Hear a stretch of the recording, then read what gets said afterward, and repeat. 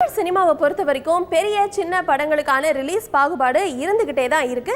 இதை பத்தி மனம் திறந்து நமக்காக பிரத்யேகமா பேசியிருக்காரு தயாரிப்பாளர் அபிராமி ராமநாதன். சமீப காலத்தில் ஒவ்வொரு வாரத்துக்கும் இல்லை 2 வாரத்துக்கு ஒரு பெரிய படங்கள் ரிலீஸ் ஆகிறது ஒரு பழக்கமாகிக்கிட்டு வருது. இது என்ன காரணம்? அப்போ சின்ன படங்கள் எப்போ வருமா வராதா, அது எப்போ வரும், இப்படியெல்லாம் பல கேள்விகள் எழுகின்றன. பொதுவாக முதல்லலாம் ஒரு 15 வருஷம் முன்னாடி இந்த டிஜிட்டல் டெக்னாலஜி வர்றதுக்கு முன்னாடி, அதாவது சினிமா டிஜிட்டலாக மாறுறதுக்கு முன்னாடி படப்பொட்டி வர்ற காலத்தில் தியேட்டர்களுக்கெல்லாம் தீபாவளிங்கிறது ஒரு பெரிய விசேஷமான ஒரு நாள். அன்னைக்கு பெட்டி வரும்.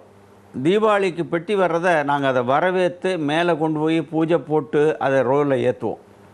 அதெல்லாம் போய் டிஜிட்டலாக மாறினதுக்கப்புறம் பொதுவாக இப்போ மக்கள்கிட்ட இந்த 3 மாதத்துக்கு 1 மாதத்துக்கு 3 படம் பார்த்தாங்க, இப்போ 3 மாதத்துக்கு 1 படம் பார்க்குறாங்க.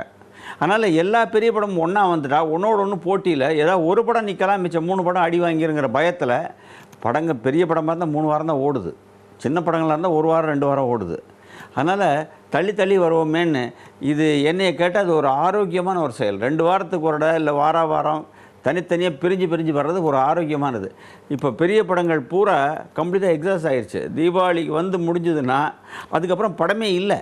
அதுக்கப்புறம் எப்போ பெரிய படம் என்ன படம் எதுவுமே தெரியல. அந்த டைம் பூரா நாங்கள் சின்ன படங்கள் நம்பி தான் இருக்கோம். சின்ன படங்கள் தான் இப்போ மிகப்பெரிய வெற்றியை கொடுக்குறது சின்ன படங்கள் தான். நான் நிறைய பார்த்துட்டோம். இப்போ ரீசெண்டாக கூட இந்த காக்கா முட்டைன்னு ஒரு படம், அந்த படம் ஓடும்னு யாரும் நினைக்கல. ஆனால் என்ன பிரமாமான கலெக்ஷன்ஸு. மக்கள் என்ன விரும்புகிறாங்க? பெரிய நடிகர்கள் தேவையில்லை, பெரிய டைரக்டர் தேவையில்லை, பிரம்மாண்டங்கள் தேவையில்லை. ஆனால் நான் பொழுதுபோக்குறதுக்காக வர்றேன், என் கவலையை மறக்கிறதுக்காக வர்றேன். என் கவலையை மறக்கக்கூடிய படங்களே நான் விரும்புகிறேன்.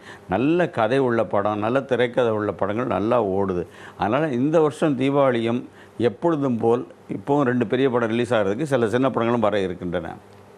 எப்பொழுதும் போல் சினிமாவிற்கு புத்துயிர் ஊட்டுவது வருடம் தீபாவளி தான். இந்த வருட தீபாவளி மிகப்பெரிய மகோன்னத நிலைக்கு சினிமா தொழிலை கொண்டு செல்லும் என்று நம்பிக்கையோடு இருக்கிறோம்.